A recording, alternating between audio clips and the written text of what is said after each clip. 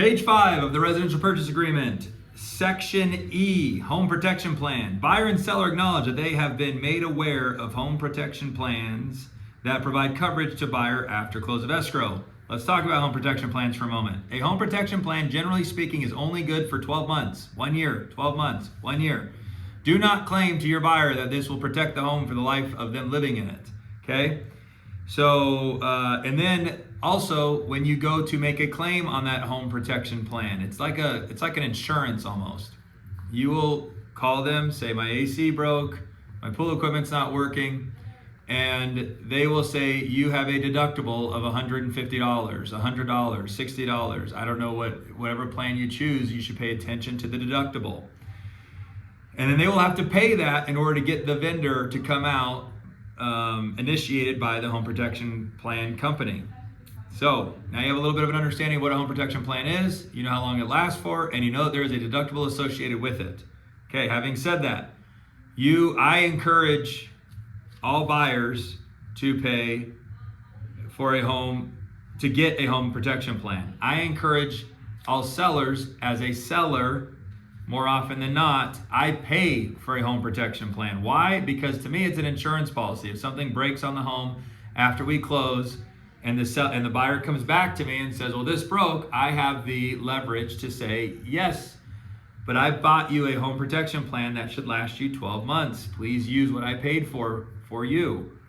So that's my 2 cents on it. Now, it's always up to your client on what they're willing to accept if they're a seller, or what a buyer is willing to pay for if they're a buyer. So you will click buyer waives or requires a home protection plan. Again, I suggest requires. Now it's who pays for it. That's what the blank is for. Do you put in there, requires a home protection plan with the home protection plan company. Now, when you're writing an offer, you may not know which home warranty company you are going to use. So what I put in there is to be determined. Now, here's something that is important when doing this. So to be determined, that means that right before close of escrow, your buyer will go and do some research. Here's how I do it. I don't like to refer vendors to buyers, because if the vendor fails, they blame me. So I say, please go to Google and type in Las Vegas home warranty plan and research the top 3, pick the one with the most value that costs the least, and then let me know what that is.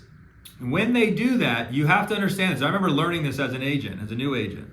You do not pay for that plan up front, because if you do and the deal doesn't close, you now have to call them back and get your money back.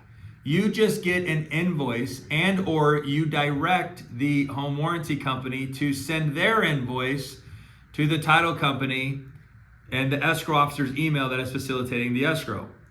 And then this gets slid into the closing statement when you go to close, and it is paid for by the proceeds either brought to the table from the buyer, or assuming the buyer pays for it, or deducted from the proceeds that the seller gets.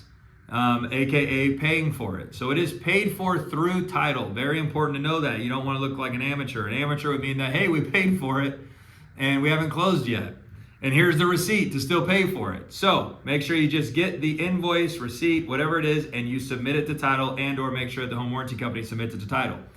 So I will put in the blank, to be determined. And then who pays for it? Are you asking the seller to pay for it, or is the buyer willing to pay for it? Again, to have an aggressive offer, I'd suggest having the buyer pay for it. In a reasonable market where it's balanced buyer and seller, ask the seller to pay for it. They can always counter it back out. Okay? Now, how much? Okay. Click one of those 2 boxes. We'll pay for the home protection plan at a price not to exceed. Now, depending on the value of the home, if it's $1 million home, I've seen $2,000 in this box. If it's a $300,000 home, I've seen $400 in this box. So you have to make an educated decision on how much of the home warranty protection plan you want the seller to pay for, and or the buyer is willing to pay for. Be reasonable with that. Apply logic based on the sales price and the amount of amenities in the home. If it's got a pool, a spa, AKA a heater, a pool pump, it's got 2 dishwashers, it's a high-end home, it's got washer and dryer that are old, AC unit is old, or whatever it is, use logic when picking out your home warranty. I would not go buy the cheapest home warranty on $1 million home, and I would not go buy the most expensive warranty on a $300,000 home. So, buyer will order the home protection plan. Did you hear that? Buyer will order the home protection plan. So even if the seller's paying for it, it's still the buyer's agents, because we work for them, duty to facilitate this task on behalf of our buyers. Neither seller nor brokers make any representation as to the extent of coverage or deductibles of such plans. Stay in that headspace. Don't make a claim. These guys are the greatest. They fixed grandma's AC unit for nothing. Don't make a claim like that. You don't know that. You don't know if that's how they're going to treat your client's AC unit. Just educate them on what these plans do, how long they last for, how much they should pay. Make sure it gets the title for closing, and you've done your job.